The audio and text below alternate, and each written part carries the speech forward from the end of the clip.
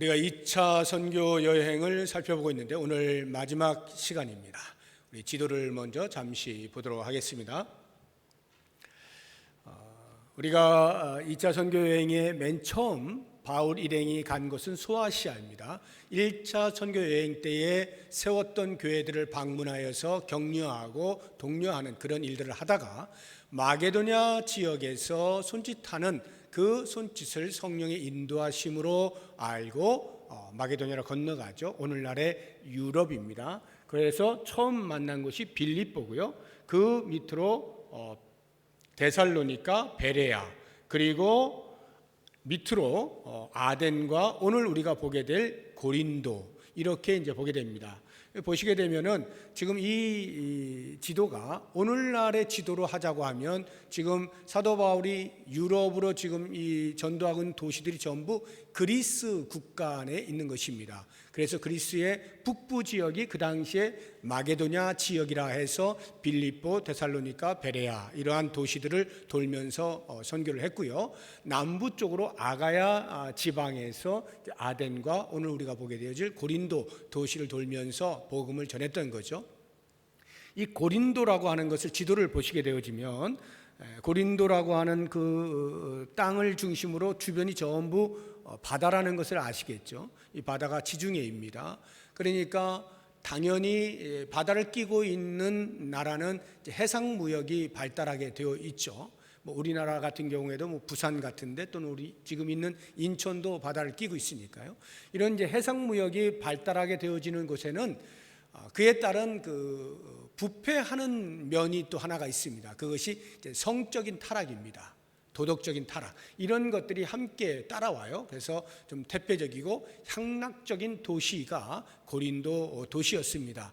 그래서 그 당시에 고린도인 같은 이라는 말을 쓰면 그것은 곧 성적으로 타락한 이런 의미와 같은 의미로 사용이 될 만큼 이 고린도라고 하는 도시는 성적으로 많이 타락해져 있는 그러한 도시입니다.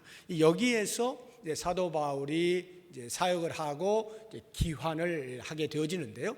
그 2차 선교 여행의 마지막 지역인 고린도에서의 사역이 어떠했는지 오늘 우리가 읽은 말씀은 거기에서 주님께서 환상 가운데 바울에게 격려하는 말씀만 우리가 읽었습니다만 고린도에서 사역한 내용을 보자고 하면 1절부터 8절까지의 내용을 우리가 살펴보아야 됩니다. 간략하게 함께 보도록 하겠습니다. 이제 바울이 베레아에서 내려와서 아덴에 갈 때 혼자 쫓겨나듯이 이렇게 혼자 오죠. 그리고는 그 아덴에서 지금 오늘 우리가 보고 있는 이 고린도로 또 역시 혼자 오게 되어집니다.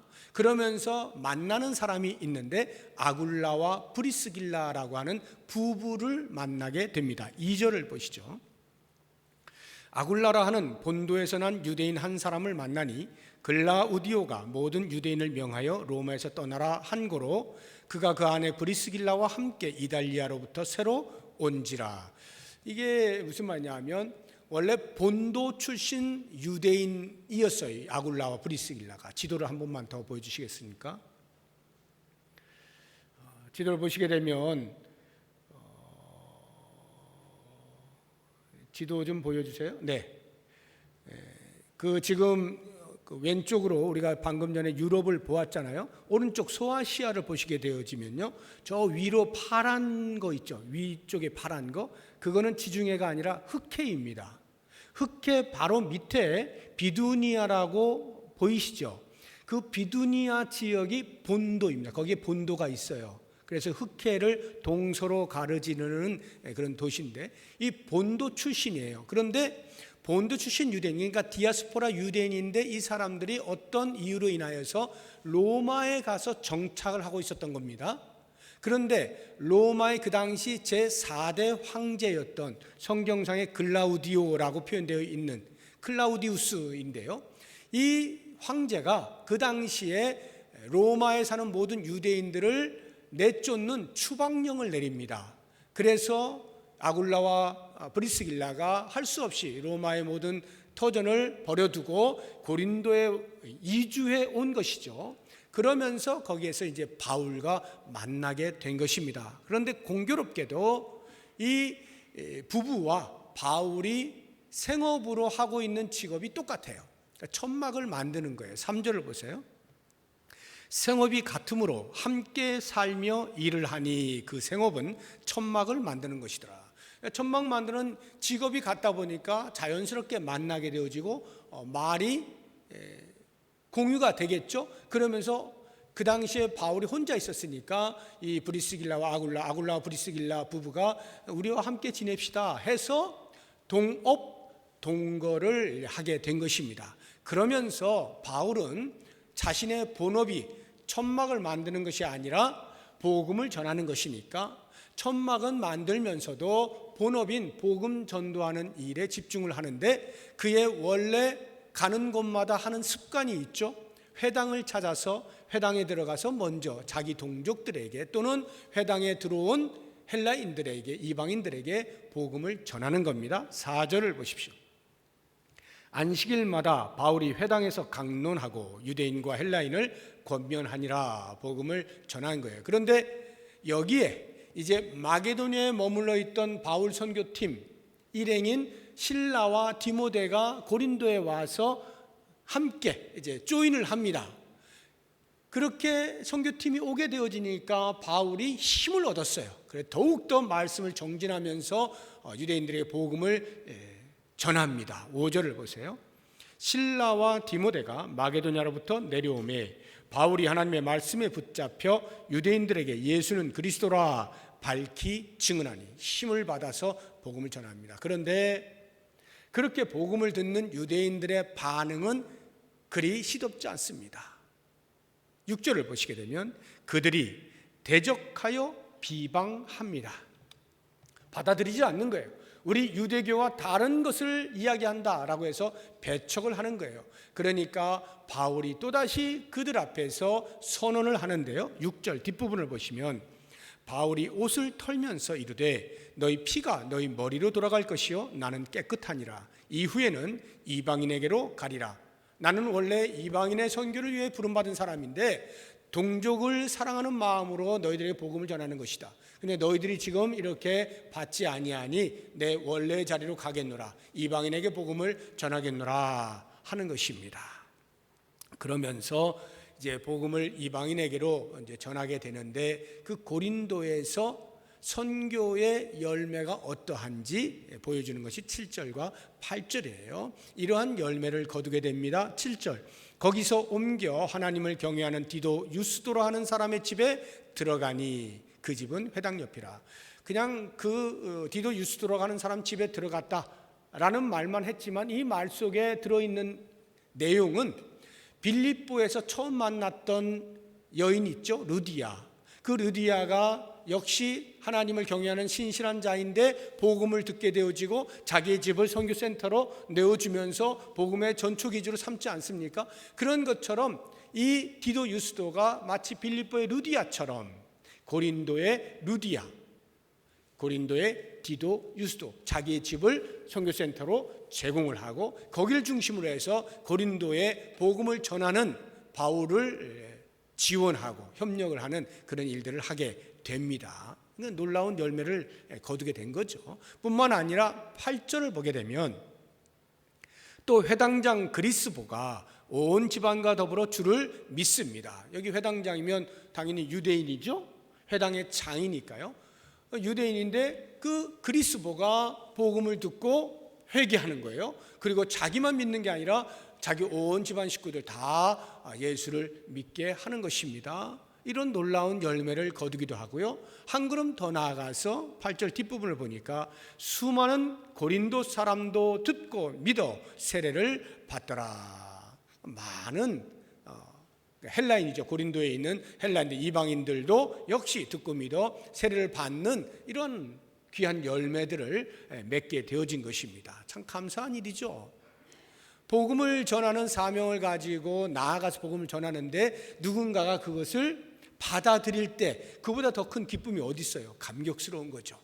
그런데 그렇게 열매가 있음에도 불구하고 바울은 신체적으로나 정신적으로나 영적으로 많이 피곤해져 있는 상태입니다. 왜냐하면 빌립보로 건너오면서, 마게도냐 지방으로 건너오면서 빌립보에서부터 심상치가 않았잖아요. 반대가 많았고 박해가 많았고 억울한 일들이 많이 있었잖아요. 감옥에 갇히기도 하고 매를 맞기도 하고 돌에 맞기도 하고 쫓겨나기도 하고 별 일들이 많이 있었단 말이죠.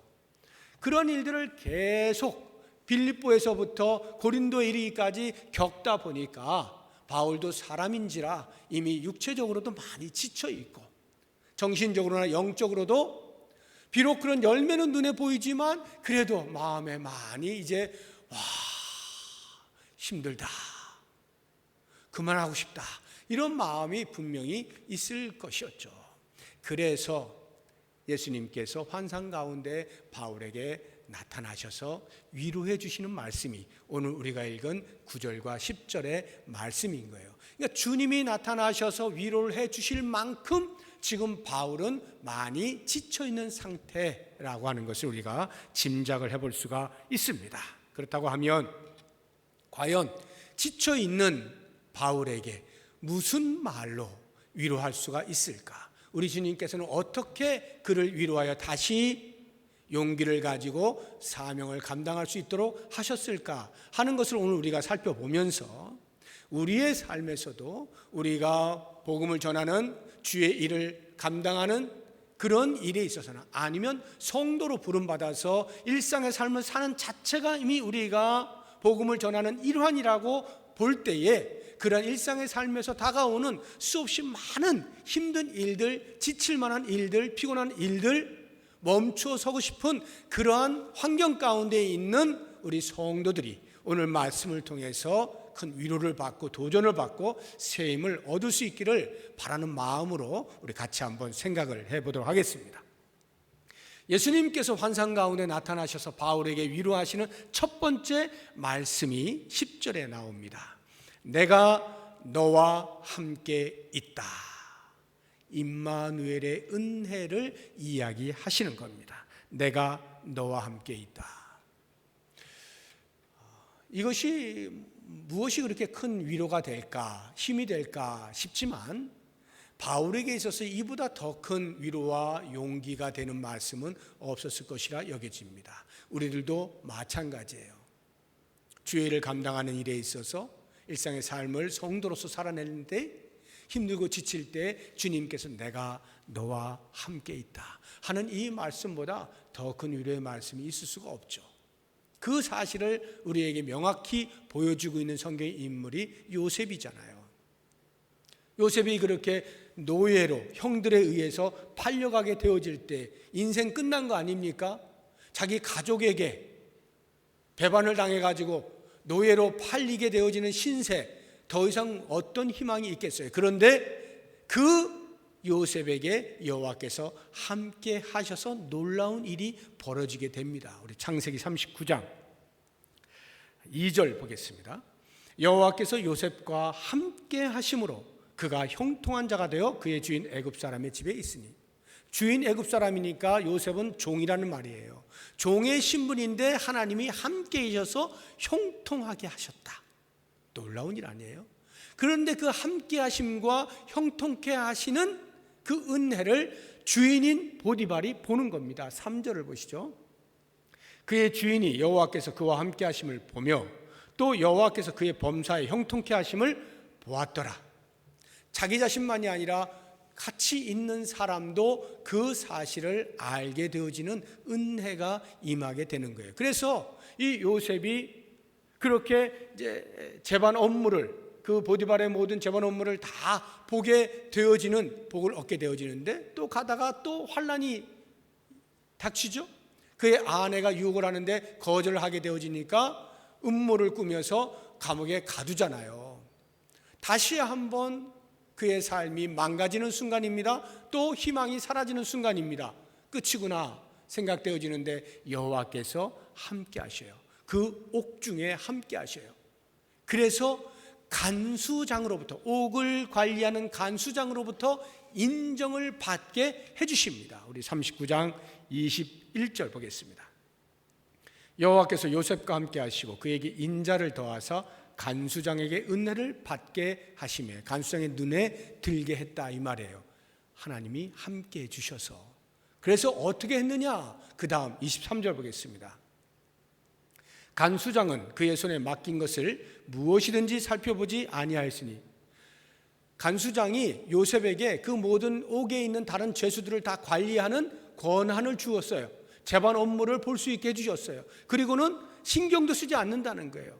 살펴보지 아니하였으니 이는 여호와께서 요셉과 함께 하시리라. 여호와께서 그를 범사에 형통하게 하셨더라.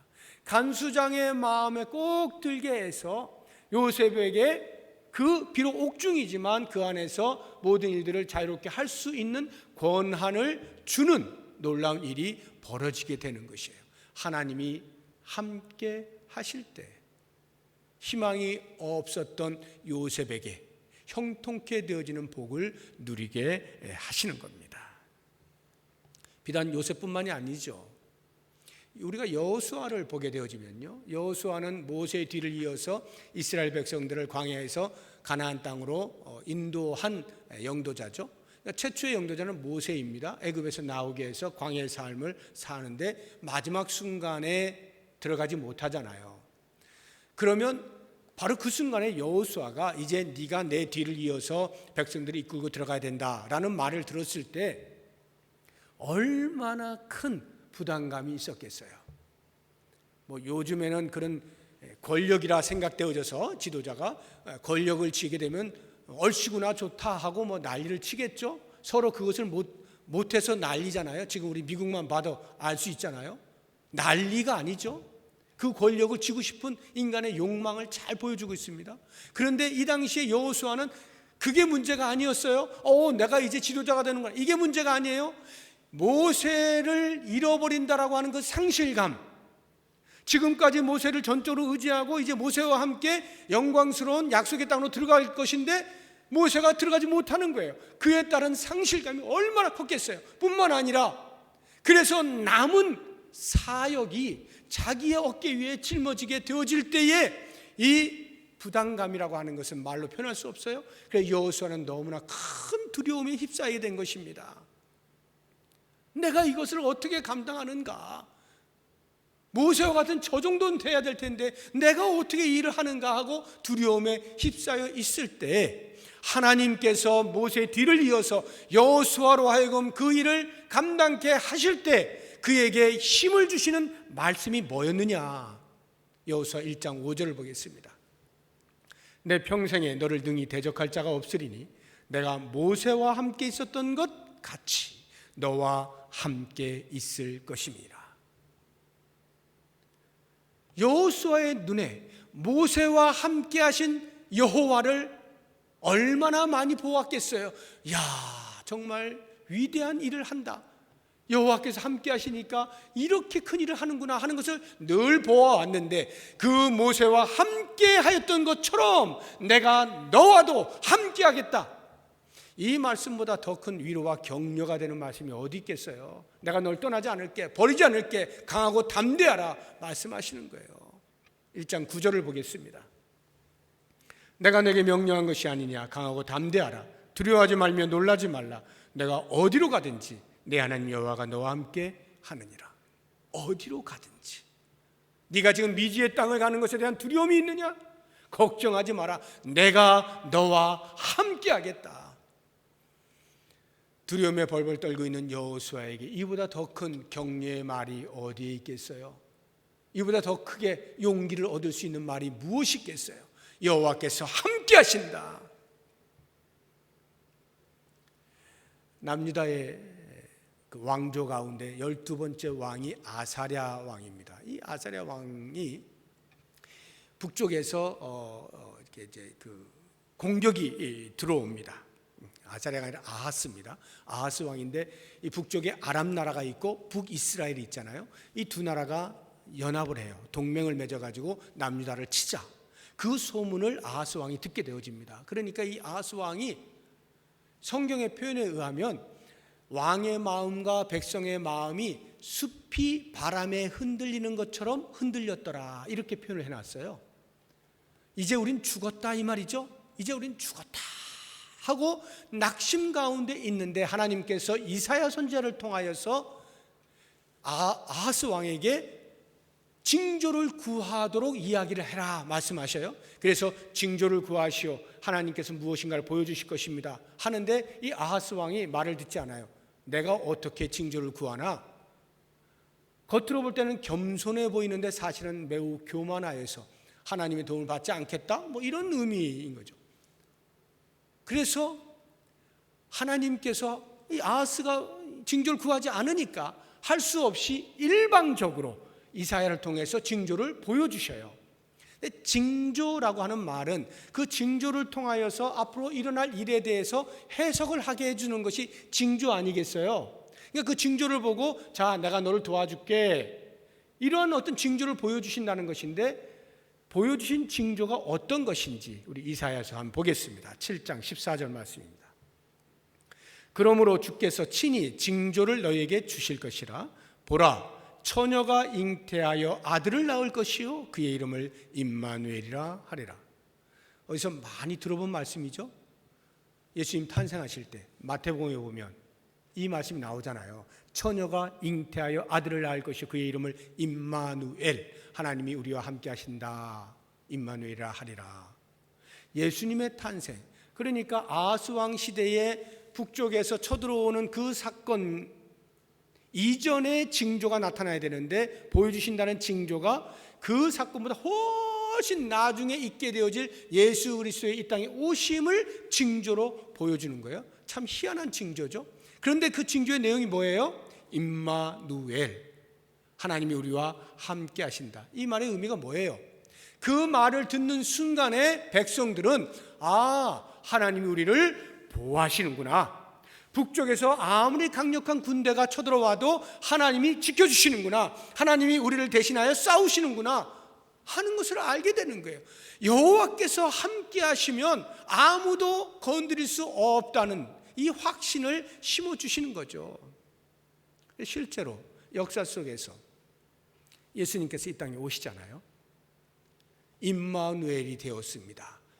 여호와께서 우리와 함께 하시는 일이 역사 속에서 성취가 되었습니다. 그래서 우리는 죽음으로 인하여 두려움이 있고 사망의 권세 아래 억눌려 가지고 절절절절 매고 있는데, 그 임마누엘의 예수 그리스도께서 사망으로부터 우리를 풀어주시는 거예요. 자유하게 하시는 거예요. 해방시켜 주시는 거예요. 보호하시고 지켜주시는 거예요. 사망이 감히 우리를 짓누르지 못하도록 보호하시는, 이것이 임마누엘이에요. 함께 하신다는 것이 얼마나 힘이 있는 것이냐 하는 것을 단적으로 보여주고 있는 말씀이죠.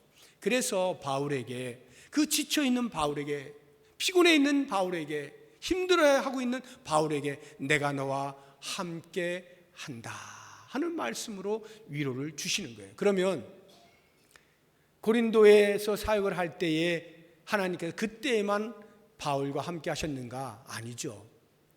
하나님께서 바울을 이방인의 선교를 위하여 부르실 그때로부터 마지막 하나님이 부르시는 그날까지 계속해서 바울과 함께 하셨죠. 바울이 그것을 몰랐을까요?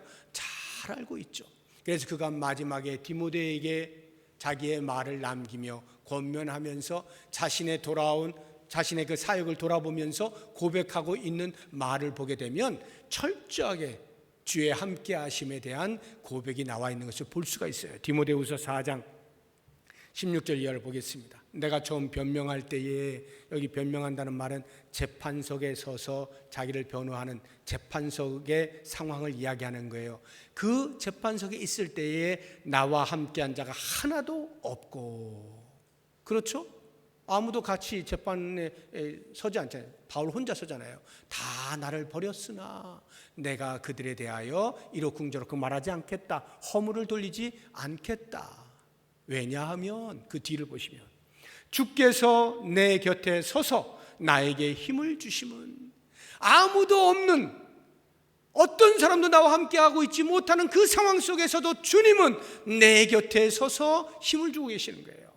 나로 말미암아 선포된 말씀이 온전히 전파되어 모든 이방인이 듣게 하려 하심이니 내가 사자의 입에서 건짐을 받았느니라.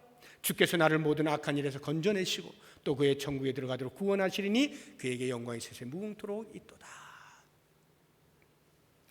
바울은 자신의 평생의 사역을 감당하는 일에 있어서 우리 주님의 함께 하시는 은혜를 너무도 잘 알고 있었고 경험하였고 그것을 마지막 순간에 고백을 하는 것을 볼 수가 있습니다.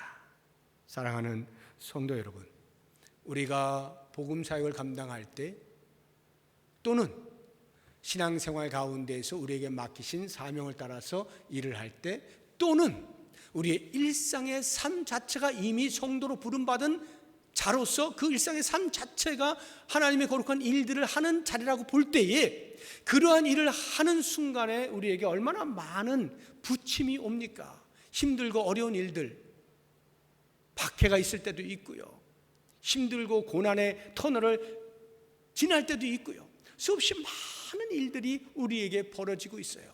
그러한 순간에 과연 우리는 어떻게 다시 힘을 얻고 용기를 얻을 것이냐? 우리 주님이 우리에게 하시는 것은 이거죠. 내가 너와 함께한다. 내가 너와 함께한다. 이 말씀이 여러분들의 귓가에 쟁쟁하게 들려지길 원하고 그것이 나에게 그 어떠한 다른 것보다 훨씬 더 큰 힘이 된다고 하는 사실을 꼭 기억하면서 임마누엘의 은혜, 그 임마누엘의 은혜가 이 자리에 있는 우리 모든 성도들의 삶 가운데 임하기를 주의 이름으로 축복합니다. 두 번째로 힘을 얻게 되어지는 위로의 말씀은 비전을 보게 하시는 거예요. 비전을 보게 하시는 거예요. 우리 10절 뒷부분을 보세요. 이는 이 성중에 내 백성이 많음이라. 이 고린도 도시에 내 백성이 많다. 이것은 내 백성이 많으니까 그들이 너에게 힘을 줄 거야, 이런 의미가 아니고요, 구원받을 백성이 많다 이 말이에요. 다시 말하면 바울을 통하여 일하실 것이 여전히 남아있다. 너가 할 일이 아직도 남아있다. 자, 보아라, 내가 너를 통해서 이러한 것을 성취하기를 원한다. 너 눈을 뜨고 보아라, 아직도 구원받을 백성이 많이 있어. 너는 할 일이 있는 거야. 하나님의 비전을 보여주는 거거든요. 우리가 보통 살아갈 때에 목표가 있는 사람은요, 삶의 의미와 가치를 부여받아요. 그래서 열심으로 이렇게 달려가게 됩니다. 그런데 목표가 불분명한 사람들, 또는 목표가 없는 사람들, 또는 목표가 있었다가 사라진 사람들, 이런 사람들을 보게 되면요, 대부분 그들의 입을 통해서 나오는 말이나 행동을 볼 때에 힘이 없어요. 삶의 맛이 없어요. 아유, 그냥 되는 대로 사는 거지. 100이면 100 다 그렇게 이야기해요. 왜? 목표가 없으니까요. 무엇을 지향하고 달려가야 되는지가 없으니까 그냥 되는 대로 사는 거지. 이게 일반적인 반응이거든요. 그런 사람은 삶의 맛을 모르고 사는 거예요. 얼마나 질이 다릅니까? 내가 무엇을 할지 알고 살아가는 사람과 그렇지 않은 사람과의 삶의 질이라고 하는 것은 천양지차죠. 그런데 제가 지금 이야기하려고 하는 이 비전이나 꿈이나 목표나 또는 우리의 미래에 대한 계획, 이런 것들은요, 내가 갖는 꿈, 나의 목표, 나의 비전, 이것과 하나님이 나에게 심어주신 비전, 하나님이 나에게 꾸게 하시는 꿈, 이것과는 큰 차이가 있다는 것을 말씀을 드리고 싶어요. 바울이 지금 보고 있는 것은 바울 스스로가 결정한, 바울 스스로가 정해놓은 목표가 아니에요. 하나님이 바울을 통하여 심어 놓으신, 바울로 하여금 보게 만드신 그 비전을 보았다는 거거든요. 이게 무슨 차이일까요? 이 둘 사이에 어떤 차이가 있을까요? 가장 큰 차이는 방향의 문제입니다. 방향. 우리가 달리기 선수가 달리면 꼬린 지점을 향해서 달려가야 되잖아요. 오른쪽에 꼬린 지점이 있는데 왼쪽인 줄 알고 왼쪽으로 열심히 달리면 달린 만큼 손해를 보는 거 아니에요? 더 멀어진 거잖아요. 만약 우리가 세운 목표와 꿈이 하나님이 우리에게 심어주신 그것과 동일하면 감사하죠. 그러면 문제가 없어요. 그런데 만약 그렇지 않다고 하면 우리가 간 만큼 하나님의 계획에는 멀어지는 거예요. 일반인 같으면은 상관없어요. 하나님 모르니까. 하나님 모르니까 그냥 자기가 생각하는 대로 나는 이렇게 살고 싶어, 나는 이렇게 살 거야, 자기가 생각하는 대로 살아가면 돼요. 그러면 나름대로 성취감도 있고 그냥 그렇게 사는 겁니다. 그런데 성도로 부름받은 우리들에게 있어서는 우리는 그렇게 사는 사람들이 아니죠. 존재 자체가 이제는 그렇게 사는 사람이 아니에요. 하나님이 부르신 부름에 합당한 삶을 살도록 부름을 받았어요. 그러니까 하나님이 부르실 때 그냥 자, 내가 불렀으니 이제부터 네가 알아서 살아봐 하시지 않고 각 사람에게 심어주시는 거예요. 하나님의 비전을 보게 하시는 거예요. 우리가 눈을 뜨면 볼 수 있게 만드시는 거예요. 그러니까 우리는 그걸 봐야 되는 거죠. 그래서 그 방향으로 갈 수 있어야 돼요. 굉장히 중요한 겁니다. 굉장히 중요한 거예요. 여러분들은 하나님의 비전을 보십니까? 하나님께서 여러분을 통하여서 일하기 원하시는, 하나님께서 여러분을 통하여 이루기 원하시는 그 비전을 보십니까?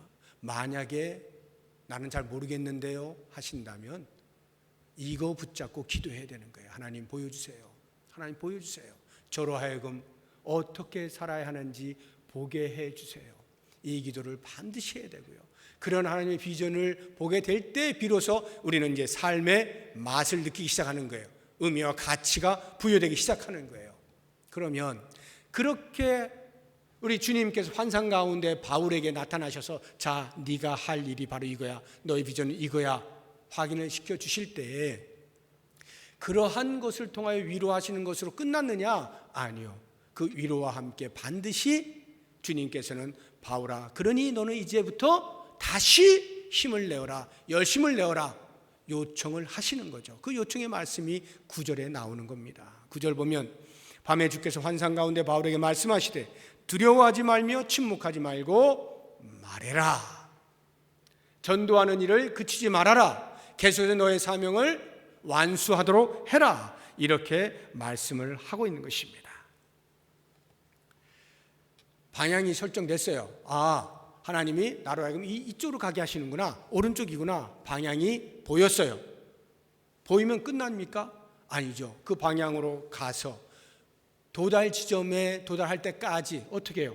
열심을 다하여 달려가야죠. 열정을 품고 그 일을 완수하도록 노력을 해야 되죠. 바울은 복음을 전하는 것이 하나님께서 그에게 심어주신 비전이에요.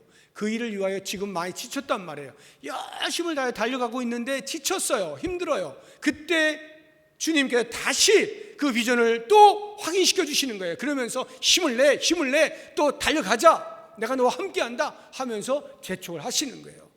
그러니까 바울이 용기를 얻고 다시 힘을 내어서 놀라운 일을 하죠. 11절 말씀을 보세요.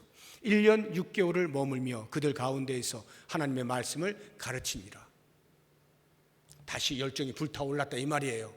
그 비전을 다시 가슴에 깊이 새기고, 그렇지, 내가 여기에서 주저앉으면 안 되지 하고 벌떡 일어나서 다시 완주를 하였다, 이런 말이죠. 우리는 이와 같은 예수님의 사명에 대한 촉구의 말씀을 보면서 두 가지를 알 수가 있어요. 주님의 일을 감당하는 일에 있어서 참 쉽지가 않구나, 이렇게 주님이 다시 촉구를 하실 만큼 쉬운 일이 아니로구나, 어려운 일이 앞에 놓일 수가 있구나 하는 것을 알게 되고요. 또 다른 하나는 그럼에도 불구하고 그 사명은 반드시 완수해야 되는 거구나, 촉구를 해서라도 다시 일어서라고 용기를 주고 위로를 주고 격려를 해서라도 반드시 완성시키시겠다고 하는 주님의 의지, 우리는 우리에게 주어진 사명 중간에 대충 하고 말아서는 안 되는구나 하는 것을 알게 되어지는 것입니다. 그러므로 우리가 예수 그리스도를 믿고 예수 그리스도를 알고 그 예수 그리스도에 대해서 누군가에게 전해야 되는 증인의 삶을 살고자 할 때 증인은 반드시 말해야 되는 거예요. 침묵해서는 안 되는 거예요. 2년 전에 목격자라고 하는 영화가 나왔어요. 이성민이라고 하는 배우가 주연을 했던 목격자라는 영화인데요, 아파트 밑에서 살인 행위가 일어났는데 그것을 아파트 안에서, 집 안에서 보게 된 거예요. 그런데 눈이 마주쳤어요, 살인자하고. 큰일 났다. 이제 이걸 만약에 경찰에 신고하면 저 사람이 우리 가족 다 죽일 텐데 겁이 나서 신고를 못해요. 증인임에도 불구하고 고발을 못하는 겁니다. 그러면서 쫓고 쫓기는 그런 과정 속에서 자기 스스로 해결한다는 그런 영화인데요. 이 땅에서는 증인이면서도 말을 안 한다고 해서 법적으로 제재를 가할 수는 없어요. 다만 그의 양심이 증언을 해 주어야만 하는 거예요. 그러나 성경은 그렇게 얘기하지 않아요. 증인이 증언하지 않잖아요. 그것을 죄라고 말해요. 레위기 5장 1절 말씀 보겠습니다. 만일 누구든지 저주하는 소리를 듣고서도 증인이 되어 그가 본 것이나 알고 있는 것을 알리지 아니하면 그는 자기의 죄를 져야 할 것이요 그 허물이 그에게로 돌아간다. 우리가 예수 그리스도에게 생명이 있다 하는 것을 알면서도 들었으면서도 보았으면서도 다른 사람에게 전해주지 않으면 그 죄와 허물이 나에게로 돌아온다 이 말이에요. 증인으로 부름받은 우리가 증언하지 않으면 그 죄를 우리가 물어야 되는 거예요. 증인으로 부르신 주님의 뜻에 따라서 우리는 증언의 삶을 살아야 하는 거예요. 이렇게 증언의 삶을 살게 되어질 때 목숨이 위태로울 때가 있어요. 그 목격자처럼 말이죠.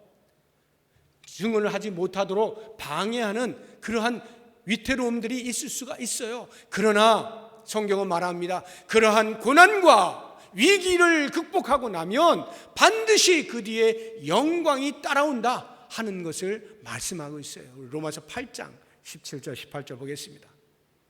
자녀이면 또한 상속자 곧 하나님의 상속자요 그리스도와 함께한 상속자니 우리가 그와 함께 영광을 받기 위하여 고난도 함께 받아야 할 것이니라. 생각하건대 현재의 고난은 장차 우리에게 나타날 영광과 비교할 수 없다. 우리가 증인으로서 살아갈 때에 그것이 얼마나 영광스러운 이름인지 나중에 주의 앞에 섰을 때에 그 영광스러움을 맛보게 될 거예요. 그런데 그 영광에 참여하기 위해서는 이 땅에서 증인으로 살아가는 삶에서 찾아오게 되어지는 고난이 있을 때 그 고난을 견뎌내야 되는 거예요. 바로 이와 같은 삶, 우리의 일상의 삶이 예수 그리스도를 대변하는 삶이라고 할 때에 그러한 삶에서 찾아오는 여러 가지 고난과 역경과 어려움과 슬픔과 안타까움들이 있을 때 그러한 것들로 인하여서 그냥 자리에 주저앉아서는 안 되는 것이에요. 그래서 우리 주님께서 말씀하시는 거예요. 얘야 힘을 내라 일어서라. 다시 너에게 주어져 있는 그 비전을 보고 달려가라. 내가 너와 함께 할게. 이렇게 말씀하시는 주님의 음성을 오늘 이 시간 이 자리에 계신 우리 모든 성도님들, 가정에서 영상으로 예배에 참여하고 계신 우리 모든 성도님들 귓가에 쟁쟁하게 들려지고 가슴에 깊이 새겨져서 마침내 주님 앞에 섰을 때에 참 잘했다, 영광스러운 자리에 모두 이룰 수 있는 복된 삶 사시기를 주의 이름으로 부탁드립니다. 기도하겠습니다. 하나님 아버지,